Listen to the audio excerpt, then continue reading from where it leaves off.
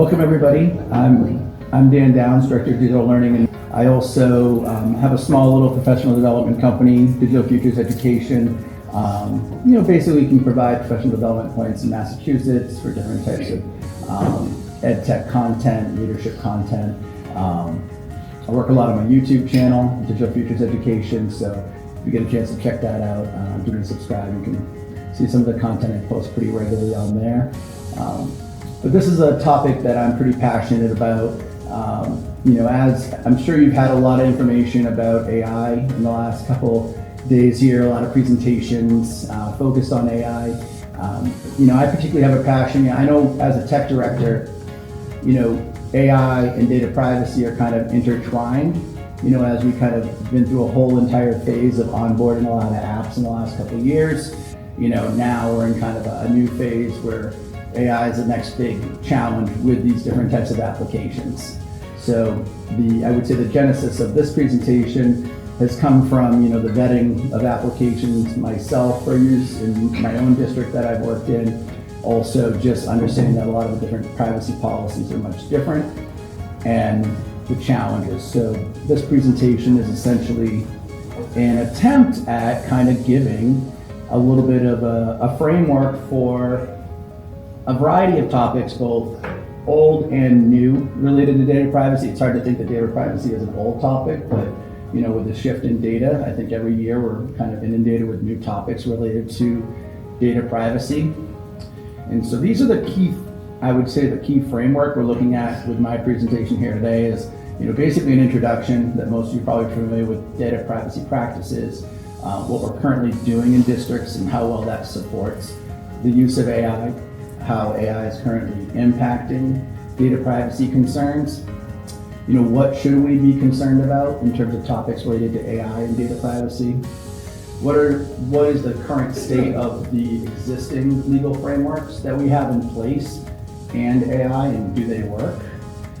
How can we be more compliant with the use of AI? And what's the role of educators and administrators? What's some best practices we could consider moving forward? How do we balance the benefits of supporting teachers with the use of AI and how to embed it into instruction, but at the same time make sure it's compliant? How do the case studies that are kind of in the news related to data privacy, whether it's related to AI or other data issues, impact all of this? How do we involve parents and students? And how can we kind of get started if we haven't done that already? So, of course, we know AI is transforming education. We know we're inundated with it. We're collecting a tremendous amount of data. Often it's the tech director or, the superintendent or the other roles in districts that are aware of the types of data or challenges with AI. So we really need to be prepared to address the topic and be forward thinking with how we address AI in education and as it relates to data privacy specifically. So on each slide, I try to present, basically an essential question. So how does AI in education change the way we think about student data privacy compared to traditional technology? So on this slide, on the left-hand side, is really just some of the new types of educational data that we see with AI. We see learning behavior data from adaptive learning systems, real-time engagement metrics, natural language processing, machine learning processing, biometric data, keystroke data, personalized learning pathways, student data around their learning and the algorithms related to their learning progress. And of course, voice and speech recognition data. On the right side, we have kind of our traditional framework, which is, student's name, traditional basic types of PII, Gmail address, email address, date of birth, parent names, potentially their social security number, attendance records, disciplinary records. So there's a dramatic difference in the types of data between these two different types of applications. And I think that's kind of at the heart of the challenge right now is current policies are not necessarily addressing the side of AI strongly enough. So what can we kind of do in the meantime to take the next step? So with our current policies in place, which many of you are probably familiar with in your districts, we do collect a tremendous amount of student data. We store it in cloud systems, third-party tools, challenges, inconsistent policies, lack of training, refining. So, we all know that, we get tools brought to us from educators, asked to use them. They may violate policies sometimes. We're asked to get them a data privacy contract, put something in place so we can use it, or otherwise we're saying no or limiting access. It's kind of a shift in the old model. We used to really encourage people to use technology. Now we're kind of in a situation where we have to say no to a lot of applications because they collect data in a specific way. So this is just an outline of what I'm assuming most districts have in place for a data privacy plan. There may be parts you have, maybe parts you don't have. I work in Massachusetts. Here we are an SBPA state, SBPC, and we have that library of approved tools. We make requests, we piggyback on other contracts. We have very solid data privacy contracts from what we believe around how these different applications share their data. And we live with those contracts as the way that we kind of do business, right? So typically a teacher requests a new ed tech tool, or the district's already using it, right? And it's like, hey, let's put this into place. Or they're looking to purchase an ed tech tool and want to make sure that it's compliant. An IT team usually, hopefully, reviews the tools for the educational value and understands its value even prior to requesting a DPA.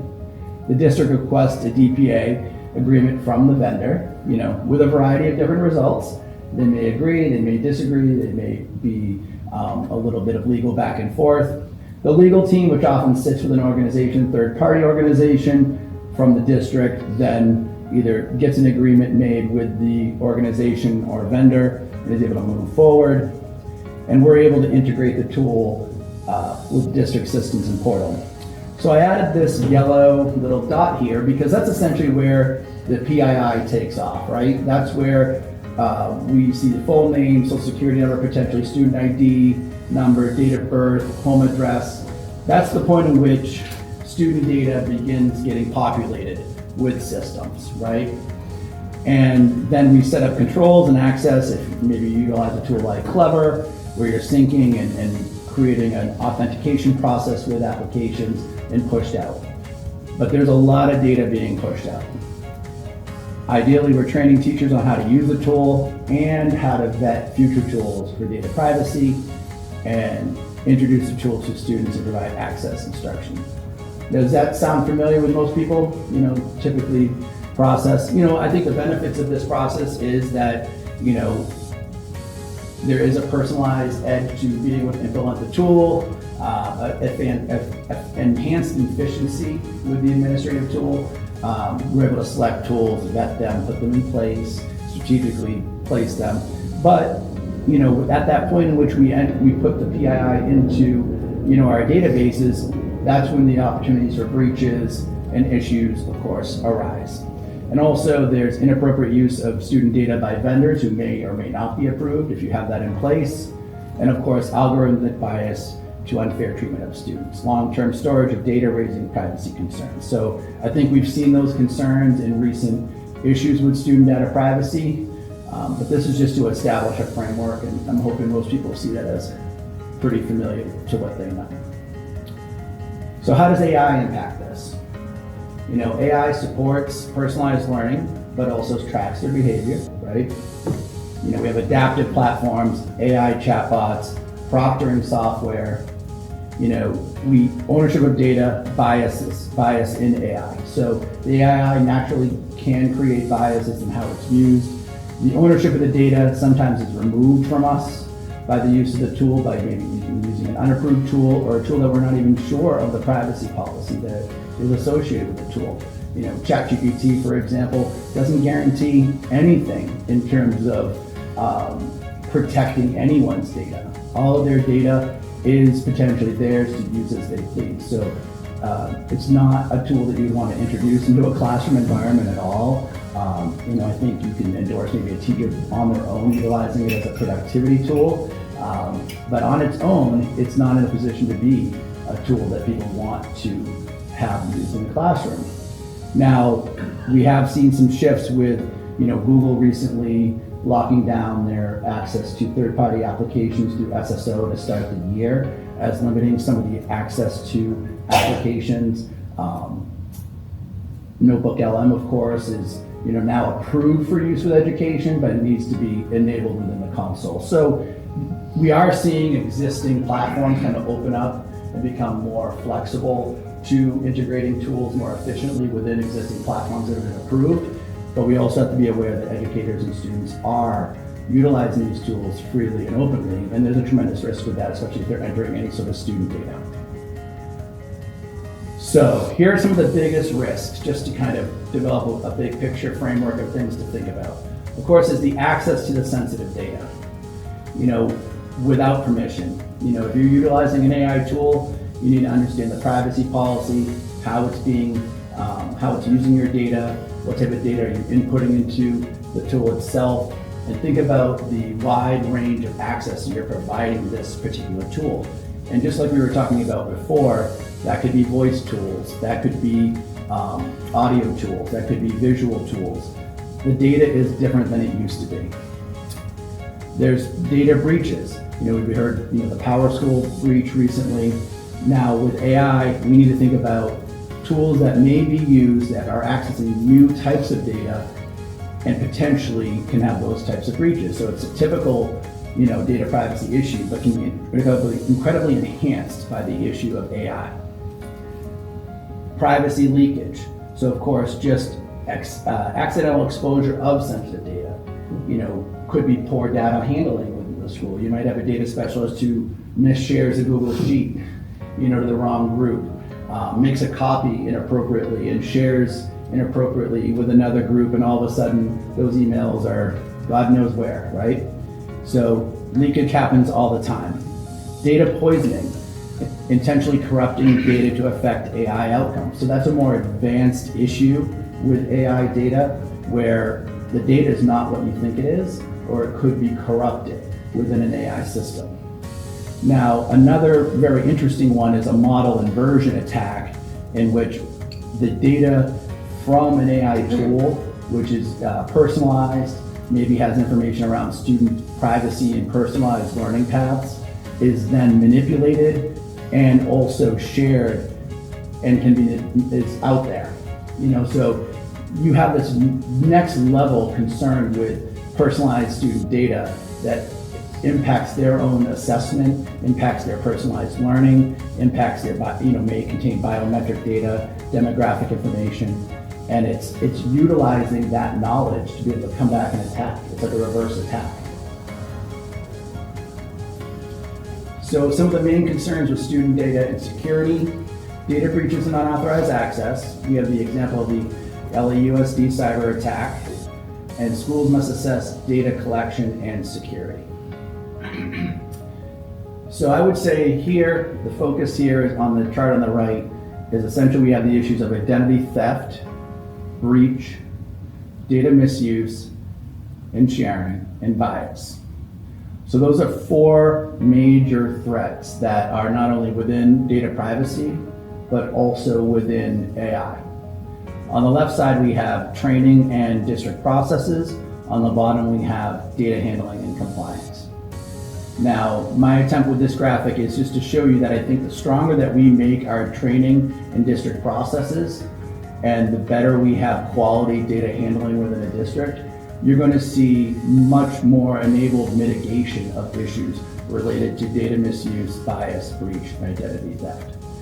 So of course, if we're able to talk to our educators around issues that can come with unauthorized access, if we can improve the way that data specialists handle and share their data, or at least have district policies in place in a district, that's going to improve and help mitigate any potential threats that we might have going on with our data.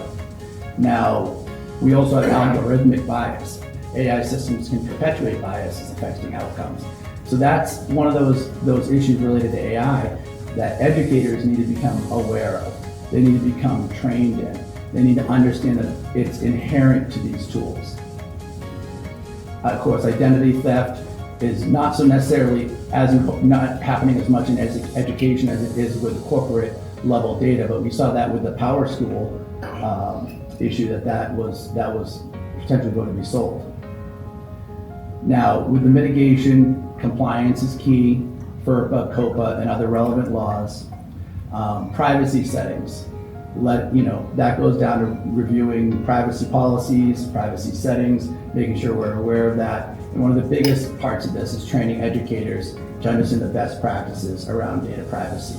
Being sure that they understand where their data is going, what are the privacy policies in place, and understand what they can and can't use with students at different ages.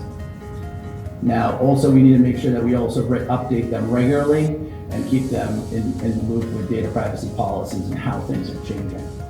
And of course, districts need to have breach protocols. What's going to happen? I think I know I watch from a distance because I wasn't a Power School user, but I watch from a distance as districts kind of handle the issues with the Power School breach. What types of practices do they have in place? And I found it interesting that one of the best documents that I know in Massachusetts teachers were provided, tech directors were provided with, was a document created by a data specialist, not even someone from the organization themselves to be able to identify where that breach happened. And I was just shocked by that Power School's response was that almost weak towards providing their technology directors and also the people handling the data really strong documentation that will help them out in that situation. So for me, that was just another reminder of how it's important to have your own policies in place and have your own idea of what you're going to do in case there is a data breach. And of course, do the best to have only approved tools only and build a culture where district approved tools are the norm, right? And that teachers know how to approve things, they can request tools, they recognize that it's very valuable for them to do it, and they see it as a process that's going to come back to them in terms of protecting student data. So of course, here are some of the legal frameworks that we're all very familiar with. FERPA, of course, protecting student records. COPPA, limiting data collection under 13. And schools must audit AI tools for compliance. Now, my big question with legal frameworks and regulations is, this is one that, I'd like you to reflect on too, because I think a lot of widely different opinions here, is do current student data privacy laws, and I included GDPR, adequately regulate AI-powered tools in education, or do we need new policies? And so I know it's hard to see here on this graphic, but if you have access to the presentation, this third column on the right is the limitations with AI. So I'll kind of just review some of the limitations. So, on the left I have FERPA, COPPA, GDPR, we have our state level laws, and then we have our PPRA, which is Protection of Pupil Rights Amendment. So just to review some of the limitations that AI presents with this is, with FERPA, it's not designed for AI capabilities. It doesn't account for AI's unique data processing abilities. COPPA doesn't fully address algorithmic decision-making thinking. It lacks provision for AI-driven decisions. With GDPR, may not cover extensive AI data collection, might not address the breadth of data AI can gather. With state laws, we find that it struggles to keep pace with the change of AI and how it's being used in their advancements, and may become outdated as quickly as AI evolves. And on the final one, the PPRA, Protection of Pupil Rights Amendment, doesn't address AI's black box transparency, lacks provisions for explaining complex AI processes. And are people familiar with this black box transparency concept? It's essentially the idea that people don't even understand what's happening behind the walls of AI. A teacher begins using a tool in the classroom. Yes, it's amazing. It's creating my lesson plans for me. It's taking my audio data. It's taking my voice, recording my voice, giving me great feedback. But they don't understand how the natural language processing works. They're not sure how the machine learning works. They're not sure of that, the machine in the background, essentially. So with the machine in the background, that's the concept of black box transparency. So there's a lack of transparency around how the tools actually process data and whether or not we actually have regulations in place that can help support that. Yep. And the only thing I'd add to that on the black box is engineers themselves making these models, they too cannot explain the outputs. I mean, they're unexplainable, right? You cannot audit and figure They're creating out. the algorithms Yeah, to, and- to have the output, yeah. And as part of the magic of these models is that they're able to do so much, but they're unexplainable. You Right. can't go through and audit. And then literally, the engineers at OpenAI can't tell you why the model gave you a certain output based on a certain input. Right, and that's with all these tools and the variety of different types of inputs we're providing them. Just being able to explain what they are, how they're going to be processed, and what the potential outputs could be over time, as well as data keeps being collected. The engineers are primarily creating algorithms which are going to generate specific types of products, but the products will change as they provide more data. And I think that's one of the biggest fears is, especially with the free tools that are out there, you'll see in a lot of privacy policies that, some privacy policies will actually be very explicit around not utilizing the compounded data to create new products from that. So definitely read your privacy policies very carefully as you review AI tools, and review them kind of in a comparison to what you would review a regular ed tech tool, so that you can say, okay, in traditional evaluation, they used to hold on to the data, but they promise not to sell it. Now, with the AI tools, there is both. They're not selling it, but what exactly are they doing with it? Are they planning on using it for future products, future promotions? I think it's Diffit, or there's an AI tool out there that has a lesson plan generator, of course, within it, right? And the lesson plan generator authentically creates the lesson each time. It doesn't utilize any pre-generated content for a new lesson plan. So it doesn't draw upon pre-developed lesson plans that were within their system. It's purely from the prompts from the initial use. So there's lots of different concepts around how the data is being handled and being used. So just keep that in mind, specifically with privacy policies and how much they're different than what we're used to. And of course, these limitations are pretty extensive compared to what we're dealing with in terms of laws in place. And I would agree that most of these laws probably don't address anything happening with AI very well, and we'll probably need some shifts. So to ensure compliance, of course, developing clear privacy policies, also how to review privacy policies, train teachers on data security and help them understand what it means when they're making that recommendation for a use of an application, kind of reveal the black box a little bit in terms of at least their anticipated use of a tool and what it's producing, and why it's very important to have tightened data security around the use of AI and regular tools in general. I think we're still working with also the regular ed tech tools and ensuring compliance as well. Also auditing third-party AI tools that might be existing within your teacher workflow. So here is just a little brief review process that you could potentially take back to your district. What new steps should schools consider to ensure AI tools comply with existing privacy regulations and ethical AI principles? So we have, of course, just a review process. Most of you probably have something in place already, whether it's for traditional ed tech tools, but I think it's time to start, particularly if you're beginning to onboard new AI tools, make sure you update that language to support onboarding AI and what types of data those tools might be utilizing. Also check with FERPA and COPPA for compliance on tools in general, so you check that box. And also make sure that you're verifying educational use of the student data. Within these privacy policies, you may see, the data being utilized specifically for an educational purpose, but be wary if you see lack of communication around other uses of data or vague terminology. AI-specific considerations, be sure that you can describe specific AI tool use cases within the district. Developing a district vision for how we're utilizing AI, I think is super important, and address transparency and explainability.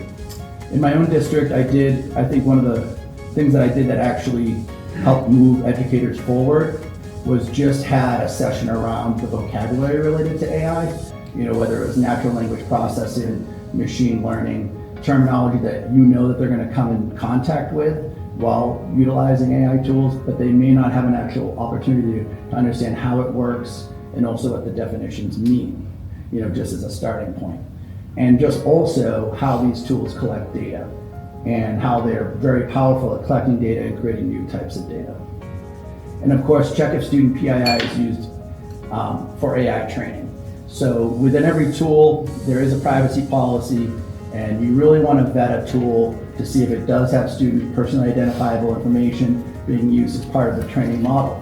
Now, students, educators are going to put lots of different information into chatbots. They're going to put a lot of different information into tools that utilize machine learning and also create lesson plans, create conversations, create dialogues with them. Now, that's a dangerous thing if the tool specifically does not speak to how it utilizes that data. Legal compliance, take a look at these updates that could potentially happen with FERPA, PPRA, and COPPA in the long term. Make sure that you are vetting your tools and applicable state privacy laws. If you have a data coalition in your state, make sure that you're aligned with that and piggybacking on contracts that may be already existing within your state. And also check local school policies, district policies. There may be an opportunity, another local district might be doing something great with AI in terms of a policy for use. Now also, I think one internal practice is also data practices. If you're in the position of a tech director or a superintendent or someone who has a tremendous amount of power in your district, just making sure that you can prioritize minimal data collection in terms of creating student profiles. And then particularly as those are onboarded with new tools that you get excited about, I think it's very easy to get excited about tools like, maybe it's Magic School AI, but you haven't decided to purchase the full version yet. Or it's maybe someone's shown you something really cool and it's not fully vetted yet. Just be sure that these ideas are put through a very valid vetting process in your district so that you're being thoughtful and you're being compliant with your data privacy processes, your state processes, and also federal laws. And also confirm no authorized third-party sharing. I think that's in a majority of data privacy agreements, so just make sure it is. I do think that companies are getting savvier and savvier with how they're pushing back on data privacy agreements. Whether it's, oh, we're only going to use it for this or that, and they're defining it much more specifically than they've ever done before. So just be careful of that and make sure that the data privacy agreements are solid around no third-party sharing, and with the onset of AI, how third-party sharing is impacting how it's going to be used in machine learning. Yep. Yeah, on that point, I think one thing that we found, I think everything off brand, part of this process is doing the risk assessment very closely instead of software as how PII. One of the things we found out 4 or 5 years ago, very large company nationally that we asked a very specific question, do you subcontract out some of these services? And they said yes. So they actually hired a company that we were using to vet them, to vet their subcontractors. I think what happens is very branching out of different companies working for a large entity, if you will. They're subcontracting this data out, and you don't know if they're using proper protocols, data storage. So it's very insightful to hear this as wow, this was much deeper informally than the risk assessing one company. Now one question triggered a lot of things, and I think it's probably very pervasive across a lot of different software applications. Yeah, so maybe that means there needs to be a shift in the DPAs too, to extend to include, you guarantee not to extend the sharing to a third party. Is it kind of what you were explaining is you had a company, but they were pushing it out to another company? So the way it works is, if you're power school, if you're a financial system, if you're a frontline, those kind of things, you get vetted. So every year, part of our ongoing process completes, you get stock compliance, you have this, you have that, and you have some contract. They say yes, you vet them, you have to calculate question. If they say no, then obviously we make a decision as to whether or not, based on the score, we should proceed with them or we have a remediation plan. Something like X, Y, and Z, we're okay. But I think this problem is much more complicated with AI because with Google sees that they're not going to use that data for anything, for learning nothing, it's using our environment. You step outside of that, how is that data being used if they're a subcontract? Right. Now, I don't know about Power School actually had a class action suit them, October, I believe, possibly sharing data. This is prior to this incident, so I think there's a lot of things at play, and I think, I don't know, sort of think. No. Basically, on an annual basis, when you do a a vendor risk assessment, there's exists possibility to do something in May, and then in September they change their policies and agreements, and they're no longer in alignment. Or using a completely different vendor for. Yes. So the Audit. question, how do you monetize data? And they said, student data, like, well, you have to redefine it, Yes. right? So I think. So make it's sure we're checking the depth at which third-party companies are accessing the data through the company that we have the DPA with. And sometimes their agreements themselves, like Digital Insights, which we use, has a system now where every time a company changes their agreement policy, you get notified that, hey, their agreement policy changes, your language changes. You can be like, now what do I do? Because you have a one-year contract, they made some modifications to their policy, which ties to a very important question, your third-party assessment. Right. It goes in so many ways, operational stuff, data collection stuff. Right, everywhere. Everywhere. So that's a great piece to add to any sort of review of a data privacy agreement. It doesn't include any language about third-party vendors who come in contact with the data on any level.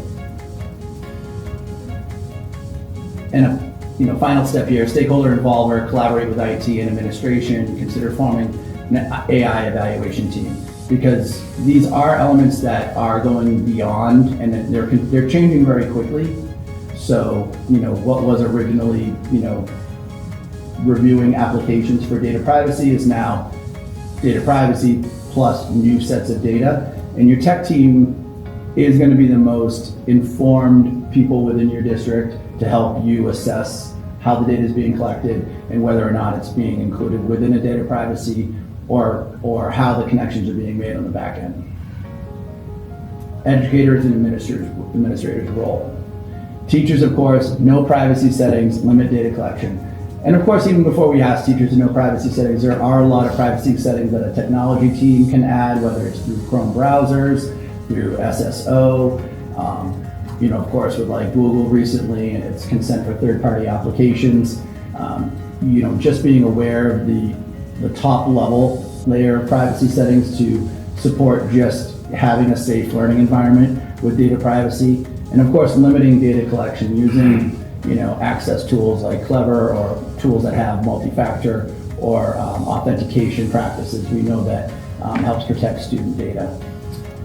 And developing AI and security policies. So, as we move through this, what does it look like as we start to think about what's in a policy? And it's going to be different, I think, everywhere you go, in terms of the culture and climate of the district, but there probably are some key components here.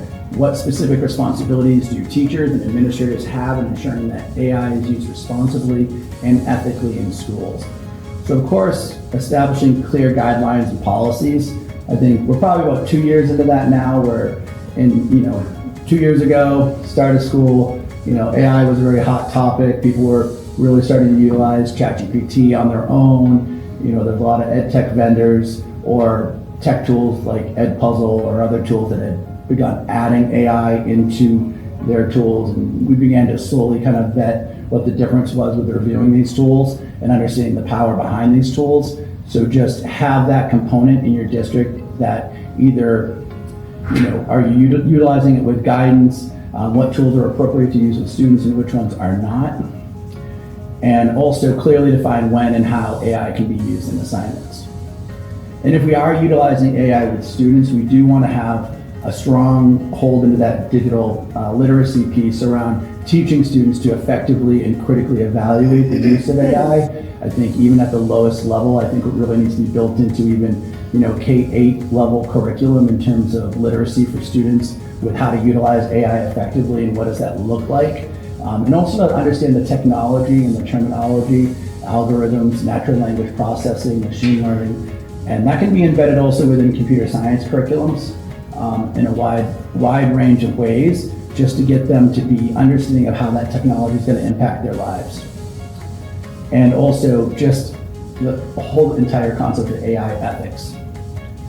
In terms of protecting student data privacy, how systems collect data and share student data, we talked a lot about that today. Just what are the ways that these applications have access to data within your district? What types of data are you sharing? Is it just the email address? Is it even through a portal that just does an authentication practice, doesn't even share the data? Do you have to create special accounts to be able to have it being used? Are you paying for the version that has the data privacy agreement attached to it? All sorts of questions that you need to really review when onboarding any application that utilizes AI. So of course, that includes data governance and ensure compliance with privacy laws. And I would add there, I think a big part of this is also data handling. Within a technology team, just being aware of ways that breaches can happen, and working with data specialists, working with, a lot of times the data roles expand much beyond the data specialists within districts, whether it's an integration coach working with someone to do a sync of an application. Just be wary of how this data is changing, especially as more roles have their hands on the data, because I think that's an important, the fewer hands on the data is always better, but there's so much work being done with data, sometimes it can be challenging to only have one person touching it, right? So I think having a strong understanding of data handling and data, and safety and security with handling data just amongst the technology team is really, really important. And also, what are the laws related to it? Evaluate AI tools for biases or discrimination. Have a lens for that as you begin to implement them, whether it's through professional development or other methods of implementing in your district. Ensure AI systems do not unfairly impact student outcomes. Engage in professional development and maintain oversight. So, it's critical that your district has professional development, and you could target the professional development around teacher-driven desire to utilize the tool, but you could also frame it from a data privacy, even though it's a little more boring and less excitement. It does have some valid points around how to understand how the tools are used and what types of data is being shared, because at the heart of it, it's generating new types of content, information that needs to be carefully shared and understood how it's being created. So with any professional development, make sure that it's focused on ethics, literacy, how the tools work, what's the technology used behind it. Retain authority over all AI applications and establish accountability mechanisms. So just make sure that if you're putting out a tool like Notebook LM to your teachers, utilizing it for resources, make sure that you understand how many teachers have access to that tool. Are they using it? Is it effective for what they're trying to do in their own classroom practice? It's not a tool for students, but it's one that has been opened up for educators through the Google console.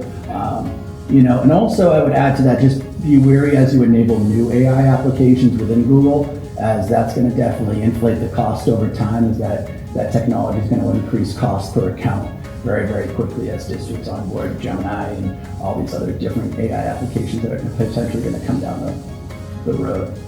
So of course, professional development that has policies, guides students, protects data, and promotes fairness and prevents bias. So best practices for securing data. And some of this you're already going to be very familiar with if you have data privacy practices in your district that you look over carefully, with encryption and secure storage, two-factor authentication, and strong password policies. So on the left, I have, what security measures should schools prioritize to ensure that student data collected by AI tools remains protected? On the left is the schools, on the right is for AI tools, and in the middle we have some benefits for both. So focusing on the middle, multi-factor authentication, assigning unique identifiers to anonymized student data. I would do that only when absolutely necessary. Regularly update and review security protocols, maintain transparency about data collection and usage, implement strong password policies. So those are about 5 crossover areas that I think that between AI tools and current ed tech policies are really, really essential and important to kind of have baked into your review of data. On the left side for schools, we have the governance policies, we have the security audits, user awareness, clear policies on managing data, use role-based access. On the right, with AI tools, we have trying to verify compliance with FERPA, COPPA, and other privacy regulations, ensuring data is only used for educational purposes, particularly through the privacy policy, implement encryption for data storage and transmission, offer options to disable AI learning features, which I would recommend to do that at the onset to be able to provide teachers with training, be able to use them if you have not provided that training. Provide clear privacy policies and terms of service. So just a few crossover areas as you begin to look at the difference between AI and traditional ed tech tools. Hey, Dan. Yeah. I have a question for you. Yeah. So on the right side, the top one, verify compliance with COPPA. Limited. And you mentioned Magic School Yeah. a little while ago, and my understanding, I don't use the tool, but my understanding is the back end of Magic School is OpenAI. Like, Most are, I think. Yeah. Yeah, I think so. Yeah. But how can isn't that immediately in violation? I think it depends on, well, from Magic School side, if you go with the paid version, they claim to protect the student data. But they're passing on, it's all going to. So it could be how they configure the student tools, because there's teacher tools specifically and then there's student tools specifically. So I would imagine it's probably a difference on the student side. In terms of, I know like on the teacher side, you have the lesson planning tool, you have the IEP generator tool, you have the content generating tool, which are very ChatGPT feel generation. The prompts are pre-built. With the student side, it's a little more structured, so I don't know if maybe that's particularly the difference. But maybe they're able to also process student accounts so that they are ensuring privacy on an authentication level with those. Now, that would be different than what ChatGPT does as its own, with its own model. Like they keep it completely open. They're not they're not guaranteeing that if you create an account with them and you utilize their prompts, and that they're not saving your prompts, your information, and then going to, build a profile of you and then share that profile with others or sell those profiles that they've developed over time. Now, Magic School can say, all right, with the student accounts that we have synced, we're not sharing anything that kind of becomes developed within our system. Or we've created an authentication system similar to what Clever does. Is Clever has like a door, but you can get through the door, but no one exactly knows other than Clever who went through the door. A system similar to that, where the identity is locked. But I know the tools are structured a little differently, so that might be part of it. But they do, as one of the tools. I kind of philosophically disagree with, companies kind of charging for privacy. At its heart, I think it kind of, it's not good for anyone in the long run that if a company feels like they need to have a paid version to provide privacy, it was, rubs me a little bit the wrong way. But it's food for thought. So, here's the balancing privacy and the benefits. So AI enables personalized learning but has risks. Ethical AI should be transparent and student focused. So just a short triangle here on the base for teachers and educators, foundational knowledge of AI, what's collected, privacy laws as it relates to them and how they're using the tool. Next step up, policy and security, establishing clear policies within your district and understanding governance protocols. Next step up is ethical implementation. How is it being used? Are you using it ethically? Are you thinking about how it's being used in the classroom? Is it equitable? Do you have equitable access to the resources that you're providing? Responsible integration. Are you integrating in a way that utilizes human instruction and supports personalized learning? And then, of course, continuous improvement. How are we continuing to develop the use of AI in our district? How are we improving learning outcomes using it? Is it providing value?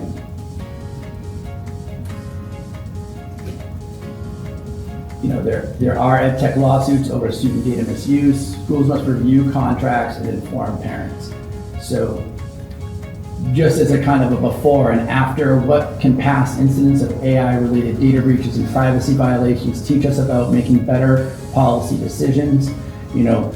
Prior to kind of utilizing a strategy around AI, you might have weak governance, in your district around looking at what these tools are bringing. inadequate security members, lack of transparency on the usage of AI tools. By implementing a system where you're utilizing and better understanding how AI is making an impact in your district, you might have more robust protocols, enhanced security measures, understand two-factor and multi-factor authentication.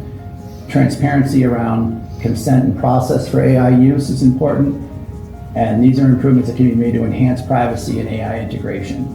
So I cite the PowerSchool breach in terms of just student information being exposed, not necessarily that it was an AI-driven topic, but it's the power of a massive amount of information with a very large vendor having that issue happen. And we know that these AI vendors are slowly gathering more and more information, and they're just as powerful as these tools that have student information systems. So the risk is there in just the same way as we saw with PowerSchool.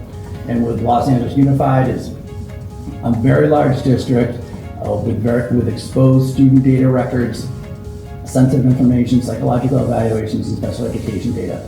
Now, the difference with AI is that some of the depth of that information is going to have the same depth as special education data in terms of students' personalized learning skills and assessments and their learning profiles. It's going to be very possible in the future that PII is going to include all of that information as well. So it's important to have stronger cybersecurity protocols, prompt detection of intrusions, and timely and accurate notifications for the affected individuals. So final slide here. So I see I'm at 46 minutes. So involving parents and students. Educate families on data privacy risks. Teach students digital literacy to protect their data. So I just have a timeline here around how can schools effectively communicate AI-related data privacy risks to parents and students while fostering trust and transparency. And I think transparency is probably the biggest piece here. I think, 10 or 15 years ago, I think if I had a conversation with parents, there'd be less of a discussion around some of the technology. Now, times have changed so much that a majority of parents work in tech, and they have a much stronger understanding of how the tools are used. So the conversations can be much richer around data privacy, around the use of technology. So I think it's definitely a different climate. So first step is, develop a committee. Think about who's going to be part of that committee in your district: administrators, teachers, IT staff, and parents. Do some AI and privacy training. Just have a base understanding of what's included with privacy policies, maybe existing prior and also after. Attempt to draft an initial AI usage policy. Doesn't have to be put into place right away. It might be just a set of guidelines. Evaluate and select AI tools that you'd like to implement in your district that you feel like fit your privacy policy. Develop governance guidance. Launch a pilot program, and monitor and assess. So, thank you very much, everybody. It's a powerful but requires responsibility. Schools, educators, and policy members must work together. And so you just want to make sure that you have a practice reviewing privacy setting, conducting security audits, and you build it into a culture within your educational environment.